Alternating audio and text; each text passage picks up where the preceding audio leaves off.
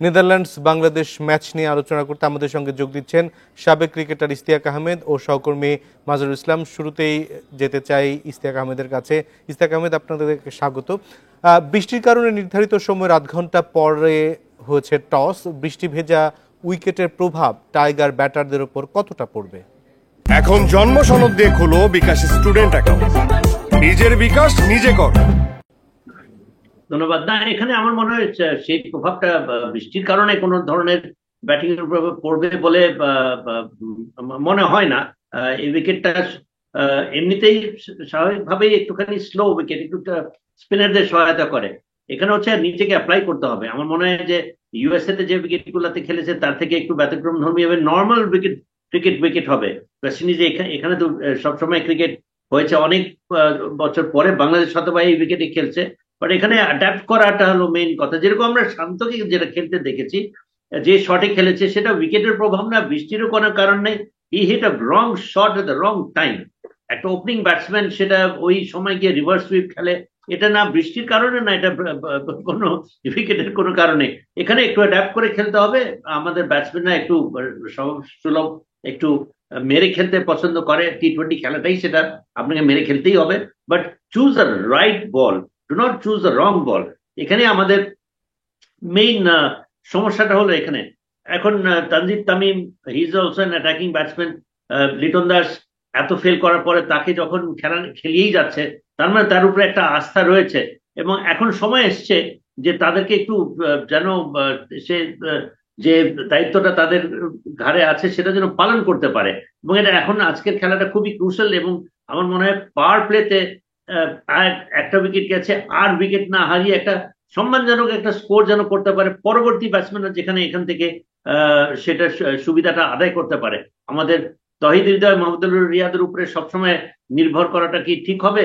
আমি মনে করি না। আমি মনে করি যে এখন সময় এসছে, যেমন সাকিবুল হাসান, অবশ্যই অনেক কথাবার্তা হচ্ছে ওকে নিয়ে, তার অ্যাবিলিটি সম্বন্ধে, সামর্থ্য সম্বন্ধে, তার অভিজ্ঞতা সম্বন্ধে কারো কোনো সন্দেহ নাই। আমার মনে হয় সে নিজেও উপলব্ধি করতে পারবে যে তার আজকে কত গুরুত্বপূর্ণ, তার আজকে একটা ভূমিকা থাকবে। এবং সেটা যদি সে পালন করতে পারে, আমার মনে হয় বাংলাদেশ ক্ষেত্রে একটা ভালো স্কোর দাঁড় করাতে পারবে। এনিথিং ইন এক্সেস অফ 150, 160, আমার বাংলাদেশে একটা ভালো সুযোগ থাকবে to give a good fight and to win. জি, ইশতিয়াক আহমেদ, আপনি আছেন আমাদের সঙ্গে। আমরা একটু ঢাকার অবস্থা দেখে আসতে চাই। ঢাকা বিশ্ববিদ্যালয় এলাকায় আছেন সহকর্মী মাজহারুল ইসলাম। মাজহার, বিকেলে এবং সন্ধ্যায় মুষলধারে বৃষ্টি হয়েছে, তারপরও নেদারল্যান্ডস বাংলাদেশ ম্যাচ দেখার বিশেষ কোনো আয়োজন কি ঢাকা বিশ্ববিদ্যালয় এলাকায় আছে কিনা জানাবেন?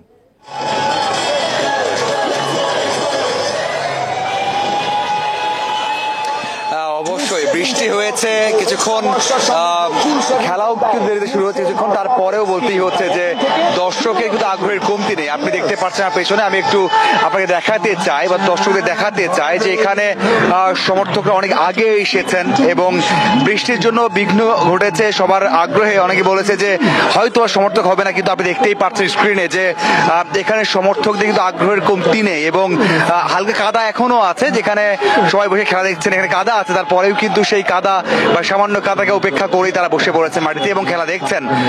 আশেপাশে দেখতে পাচ্ছেন যে অনেকে কোনো জায়গা ফাঁকা নেই যেখানে দাঁড়াবেন। সমর্থকরা আরো বেশি সমর্থক হবে, সেটা সময়ের সাথে হয়তো বা বাড়বে, তবে সবাই প্রত্যাশা একটা যে বাংলাদেশ দল এই ম্যাচে জয় পাবে। আপনি দেখতেই পাচ্ছেন যে অনেকেই বাংলাদেশ জার্সি পরে এসেছেন, অনেকেই বাংলাদেশের পতাকা হাতে নিয়ে এসেছেন এবং এখানে বাংলাদেশ দলের সমর্থন করেন তারাও কিন্তু আছেন, যারা কিনা আমরা মিরপুরে দেখতে পারি টাইগার শোয়েব হোক অথবা টাইগার মিলন হোক, তারাও কিন্তু এখানে এসেছেন এবং খেলা দেখছেন। যখনই বাংলাদেশ দল চার হাঁকাচ্ছেন বা ভালো করছেন, তখনই কিন্তু সমর্থকদের উচ্ছ্বাস আপনি দেখতে পারলেন একটু আগেই। এভাবেই তারা উচ্ছ্বসিত হচ্ছে এবং আশা করছে যে এই ম্যাচ বাংলাদেশ দল খুব ভালোভাবেই জিতবে এবং টস জিতে বাংলাদেশ দল যে টসে হেরে ব্যাটিং পেয়েছে এটাও কিন্তু তারা ভালোভাবেই দেখছে, কারণ বাংলাদেশ দল প্রেসারে আছে। আগে ব্যাট করলে সেই প্রেসারটা হয়তো বা একটু লেস হতে পারে, ভালো স্টার্টটা আসে, কারণ চেস করতে গেলে বাংলাদেশ দল 140 রান চেস করতে পারবে কিনা সেই সংখ্যা কিন্তু সবার মনের মধ্যে মধ্যেই আছে। সেই দিক থেকে আগে ব্যাট পেয়েছে, বৃষ্টি হয়েছে, সেটা কাটিয়ে উঠে যদি বাংলাদেশ দল 150 আপ করতে পারে তাহলে ম্যাচটা জিততে পারবে, সেই প্রত্যাশা সবাই করছে। দর্শকের এই উচ্ছ্বাস, আনন্দ এবং এই যে তালি দেয়া বা বাংলাদেশ দলকে সাপোর্ট করে, এটা হয়তো আরো অনেকক্ষণ চলবে খেলার শেষ পর্যন্ত। এবং আজকে বাংলাদেশ প্রত্যাশা করে, কারণ নেদারল্যান্ডস দল কিন্তু ঐতিহ্যগত খুব একটা বাংলাদেশ দলের খুব বেশি ভালো খেলতে এমনটা নয়। সেই উত্তেজনাটা দেখতে পাচ্ছি দর্শকদের। ইশতিয়াক আহমেদ, দেখলেন যে ঢাকায় কিন্তু আমাদের দর্শকদের মধ্যে ক্রিকেট নিয়ে ব্যাপক উত্তেজনা, সুপার এইটে ওঠার আশাও রয়েছে। এই আশা কি পূরণ হবে আজকে? সুপার এইটের ওঠার ক্ষেত্রে এই ম্যাচটি অনেক গুরুত্বপূর্ণ, সেক্ষেত্রে ফলাফল কি হতে পারে, আপনার প্রেডিকশন কি? পরিসংখ্যানে তো দেখা যায় যে বাংলাদেশ 4টা খেলার মধ্যে 3টা তারা জিতেছে এবং বাংলাদেশ অভিজ্ঞ দল অনেক বেশি নেদারল্যান্ডস থেকে।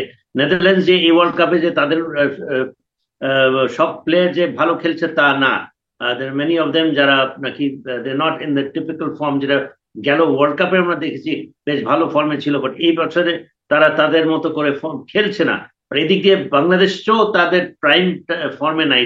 আমরা ফ্রন্টলাইন ব্যাটসম্যানদেরকে বারে বারে আমরা দেখছি ব্যর্থ হতে। তো ভালো করে যদি খেলতে পারে, এবং আজকে আমি আবারও বলি যে এখানে আজকে সাকিব আল হাসানের একটা বড় একটা গুরু দায়িত্ব রয়েছে।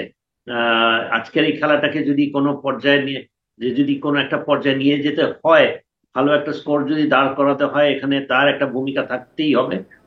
এবং আমার মনে হয় যদি মিনিমাম 150-160 রান করলে যে আপনি জিতবেনই তা না, বাট অ্যাটলিস্ট একটা ফাইট দিতে পারবে। এই জন্য যে বাংলাদেশের বোলাররা মোটামুটি ভাবে তারা জেতার পিছনে যতটুকু অবদান একটা প্লেয়ারদের, আমার মনে হয় বোলারদের সম্মিলিত একটা প্রচেষ্টায় ভালো তারা খেলছে, এবং সেইটা ভরসা আমার মনে হয় টিম ম্যানেজমেন্টেরও আছে, ওভারঅল টিমেরও আছে, আমার মনে হয় ভক্তদেরও আছে, এবং আমাদেরও সেই শুভকামনা আছে। ইশতিয়াক আহমেদ, আমাদের চোখ থাকবে কি হয়। আপনাকে অনেক ধন্যবাদ আমাদের সঙ্গে যুক্ত হওয়ার জন্য। একই সঙ্গে মাজারুল ইসলাম, আপনাকেও ধন্যবাদ জানাচ্ছি।